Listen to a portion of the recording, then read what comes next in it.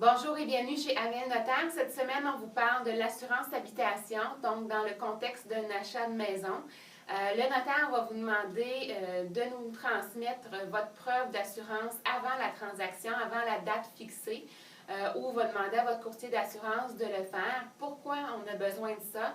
Bien, on a besoin de deux choses, notamment pour transiger. Évidemment, que l'argent soit reçu dans notre compte en fiducie avant la transaction elle-même et la fameuse preuve d'assurance, puisque évidemment, si vous avez emprunté, le créancier prêteur doit être assuré d'être le créancier bénéficiaire sur votre police d'assurance habitation si jamais il y a un incendie. Et tout ça débute la journée de la transaction. Donc, qu'est-ce qui doit apparaître comme élément important sur votre police d'assurance? Les futurs propriétaires que vous serez doivent apparaître comme assurés. On doit également voir l'adresse du risque qui est la propriété achetée.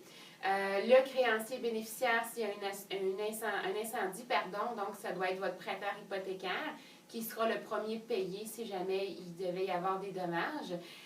Et également le montant de la couverture du bâtiment qui doit correspondre minimalement au prêt emprunté, incluant la prime SCHL ou Genworth. Donc, si votre prêt est assuré, le montant de la couverture du bâtiment doit assurer minimalement ce montant-là.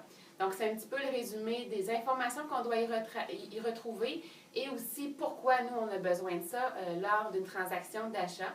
Lors d'un refinancement hypothécaire, donc si vous êtes déjà propriétaire et que vous changez d'institution financière pour obtenir un taux d'intérêt meilleur, par exemple, on aura aussi besoin de la preuve d'assurance pour faire le changement de créancier et pour vérifier si le bâtiment est assez couvert en termes de montant.